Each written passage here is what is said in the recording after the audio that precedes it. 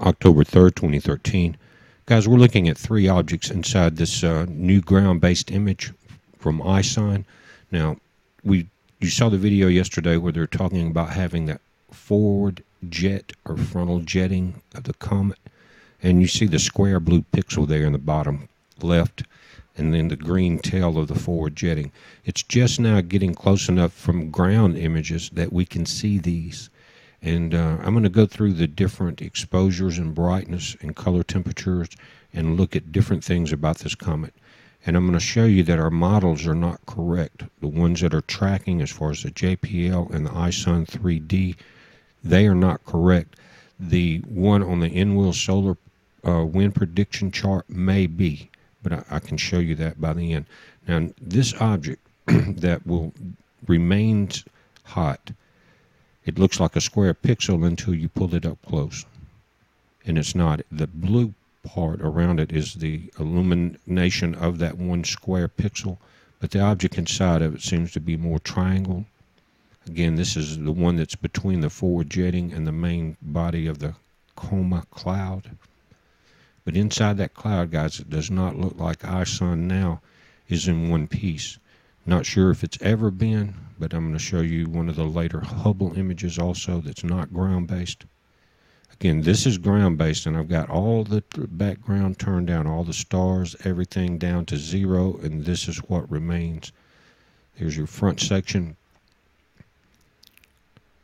And I'm going to, what I'm going to do is go through it and increase the exposure and the brightness and the contrast, and we'll look at this. Just kind of a slow process, guys. Bear with me here.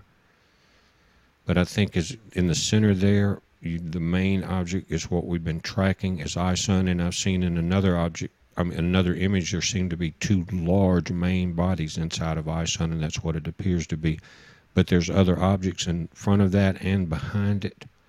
It's either breaking apart or it's had company the entire time. Let me bring this up. Very interesting. This is all inside that coma cloud. Then we're coming up to the forward jet area. And the heat images there are unique in themselves. You see the jet, then you come in, you see the one object that the jetting seems to be coming from, and then that square object in the red image just in front of that appears to have a hot spot, almost as if a jet is on that corner. And it does appear that to have that in some of the other images. It's almost if there's a dual steering going on here. Not sure what that's going on. These jets could be just natural, but this is not tracking the way the models are showing. I don't know if it started with as it approached Mars or had it started before then. But again, this is just on the tip from ground-based. Now you're looking at a Hubble image, and I used that in a video, but I'm going to do another video this afternoon. I went back and found all the Hubble archives from May, and I'll show you, and I'll link to those and show you how to go through them. But I had a lightning strike last week, and it got one of the computers that had all my Hubble images, so I'm having to go back through. And again, this evening, I'm going to put up an update on this image right here. You see that forward jetting? Again, this is in May, and it's some very interesting things about this shot. There's your main body back in the center, and way up top is your forward jetting. You see that? But I'm going to go over that again in another video. I've got some other images that I'm downloading. Here is going back to the ground-based image with all of the brightness down, the contrast, and the exposure. You're going up to the front. Here we're coming into what, and I've seen this before, is that there's two large main body objects in the center. And they're calling that peculiar form in the tail from the video yesterday. Formation there, shape.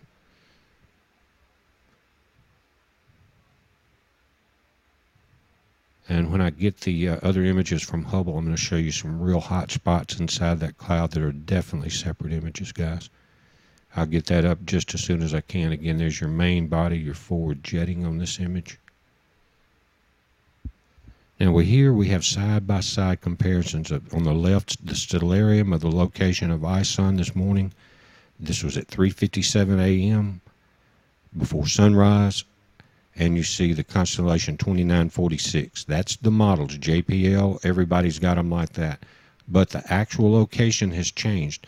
Notice there's ISON, and there would be 2946, but that's not where it's at. This is a photograph from the same time this morning, before sunrise. Now, 2946 is way below ISON. Now, that's a good bit of difference.